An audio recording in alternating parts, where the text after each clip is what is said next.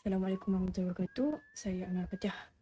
Ini saya akan membuat sudut pemayaan tingkatan 4 bab 3 iaitu pergerakan bahan berorientasi membran plasma. Okay. Sudut pemayaan. Okey. 10. Okey, nombor 10 kan. Anda bekerja dalam syarikat yang menghasilkan produk minuman untuk popular atlet lainnya. Kepekatan karbohidrat yang disukan untuk produk minuman adalah seperti berikut: gimnastik 1 hingga 3%, lari jarak sederhana 6 hingga 8%, dan pemain bola sepak 10 hingga 12%. Beri justifikasi untuk kepekatan produk minuman yang telah anda hasilkan. Okey. Kita kalau nak dibandingkan tenaga antara 3 atlet ni, ahli gimnastik dia mesti memerlukan tenaga yang sedikit. Okey. Tenaga sedikit. Lari jarak sederhana pula memerlukan tenaga yang sederhana. Dan pemain bola sepak pula memerlukan tenaga yang banyak. Okey. Ahli gimnastik, kita mulakan ahli gimnastik dulu. Yang ketiga, larutan hipotonik. Kenapa larutan hipotonik? Sebab dalam larutan hipotonik airnya lebih tinggi daripada bahan larutan. Kita boleh cakap bahan larutan ni karbohidrat. Sebab kita nak tenaga kan? Tenaga karbohidrat adalah salah satu. Karbohidrat dia membekalkan tenaga. Okey.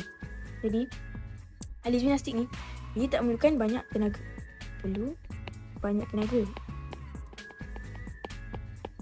Tapi dia mesti berpeluh.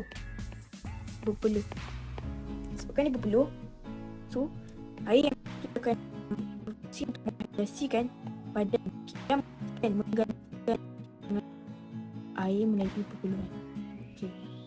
Sebabkan ahli gimnastik dia tidak memerlukan banyak tenaga, jadi sedikit saja karbohidrat tambahan. Sebab itu ahli gimnastik dia memerlukan larutan.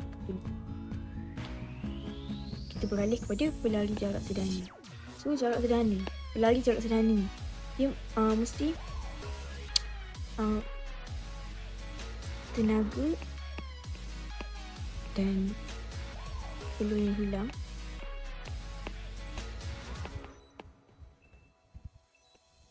mesti sederhana sahaja. Jadi disebabkan sederhana, dia memerlukan larutan isotonik. Kita tahu larutan isotonik ni air dan bahan terlarutnya, air dan bahan terlarut adalah sama.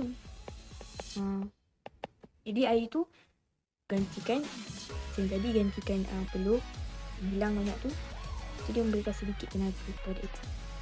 Kalau nak dibandingkan tenaga pelari jarak sederhana ni, dia lagi banyak daripada dia lebih banyak memerlukan tenaga. Lebih banyak tenaga yang diperlukan daripada ahli gimnastik. Okay. Balik pada pemain bola sepak. Main bola sepak ni dia main dekat stadium ke, dia berlatih ke, dia mesti memerlukan tenaga yang banyak.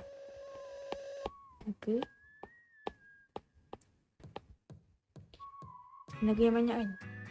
Jadi dia memerlukan larutan hipotonik. Kita tahu larutan hipotonik ni bahan terlarut dia lagi tinggi daripada air. Saya dah kata tadi, bahan terlarut ni karbohidrat. Karbohidrat ni kan dia membekalkan tenaga. Lagi satu, main bola sepak ni sebab dia cepat hilang tenaga, dia perlu mengganti semula tenaganya. Jadi dia memerlukan tenaga segera. So dia minumlah larutan hipotonik ni supaya dia dapat tenaga dengan segera. Air ini juga sesuai untuk diminum selepas aktiviti untuk menggantikan semula simpanan glycogen. Glycogen ni adalah karbohidrat. Okay. Kita beralih kepada soalan 11. Kadar pergerakan bahan P dan bahan S melintasi membran plasma ditunjukkan dalam graf rajah 3 dan 4. Nombor 1. Beri satu contoh bahan P dan terangkan bagaimana bahan P bergerak melintasi membran plasma. Okey. Kita boleh tengok apabila kepekatan bahan P meningkat, kadar pergerakan juga meningkat. Jadi kita boleh katakan dia berkadar terus. Dia macam senang je. Senang dia macam tu. Dia naik ni macam tu. Jadi kita boleh katakan bahan P ni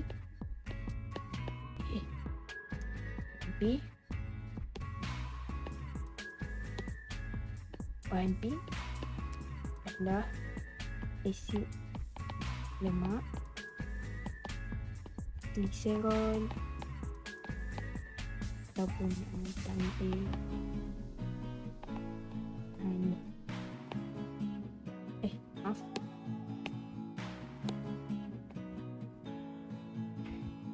Okey. Lepas tu dia suruh terangkan bagaimana bahan P bergerak melintasi membran plasma. Jadi kita tahu asid lemak, gliserol, vitamin A ni dia melintasi membran plasma melalui resapan ringkas. Resapan ringkas ni. Kalau dia resapan ringkas, bermaksud dia mengikut kecerunan kepekatan dia ikut, iaitu daripada berkepekatan tinggi kepada berkepekatan rendah. Okey, ni sebabkan asid lemak, gliserol dan vitamin A ni dia merupakan resapan ringkas, bermaksud dia larut dalam lipid. Larut dalam lipid. Satu larut dalam lipid. Tadi saya kata bergerak melintasi bila besar solid dengan bebas sebab dia resapan ringkas, so dia lalu tu macam tu. Alah. Senang je dia lalu. Okay. Yang kedua, bandingkan pergerakan bahan P dan bahan S melintasi membran plasma. Bandingkan ni bermaksud persamaan dan perbezaan. Kita selalu fikir bandingkan ni mesti perbezaan je. Tapi sebenarnya dia persamaan dan perbezaan. So kita tengok persamaan dia. Okey, kita boleh tengok bahan P ni dia macam saya katakan tadi, dia naik macam tu. Ini pun dia naik. Tapi satu masa tu jadi malam. Tapi dia naik, dia still naik. Jadi sebabkan dua-dua naik macam tu, jadi bahan P dan bahan S bergerak mengikut kecerunan kepekatan, iaitu apa tadi? Daripada kawasan berkepekatan tinggi kepada kawasan berkepekatan rendah. Jadi kalau dia mengikut kecerunan kepekatan, maksudnya dia orang adalah pengangkutan pasif. So pengangkutan pasif ni dia tidak memerlukan tenaga.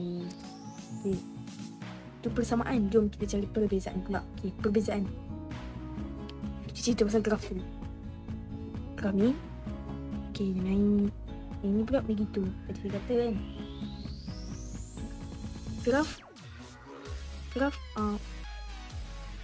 Raja 4, kita kata Raja 4 kan, Raja 4 ni dia menunjukkan kadar pergerakan bahan S ni meningkat hingga dia capai satu kepekatan tertentu. Daripada dulu capai satu kepekatan tertentu jadi malar. Ini kan dia mengalami apa?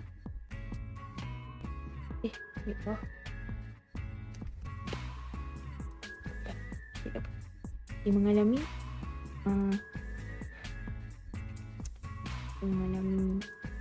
keseimbangan dinamik.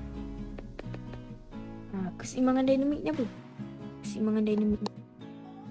Keseimbangan dinamik ni maksudnya apa?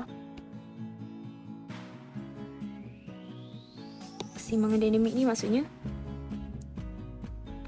kepekatan di kedua-dua belah membran telah mengalami dan telah menjadi sama, iaitu keseimbangan aerodinamik. Okey.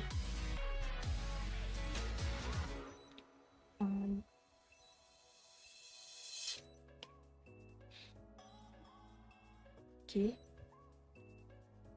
Kita cerita pasal graf dulu. Okey, graf rajah 4 tadi, pergerakan bahan es meningkat sehingga mencapai satu tahap kepekatan tertentu. Jadi malah manakala graf dalam rajah 3 menunjukkan bahawa kadar pergerakan bahan P, kadar pergerakan dan kepekatan bahan P meningkat seiring. Okey. Satu perbezaan. Okey, perbezaan kedua. Tadi ini kan resapan ringkas kan. Saya padamkan ya.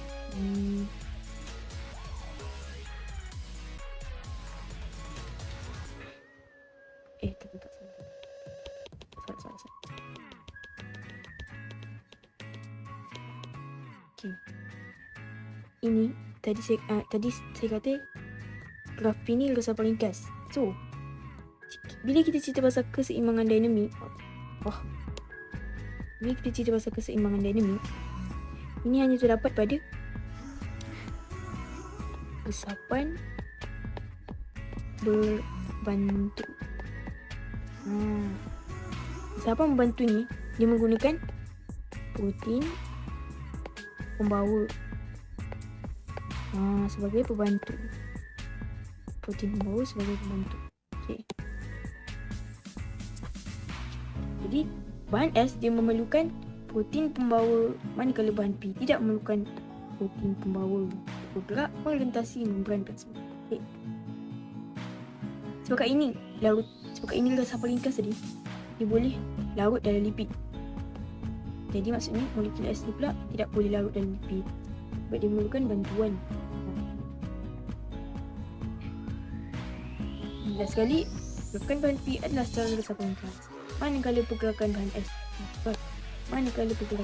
S secara resapan berbantu. Sekian, terima kasih. Saya kalau ada salah informasi.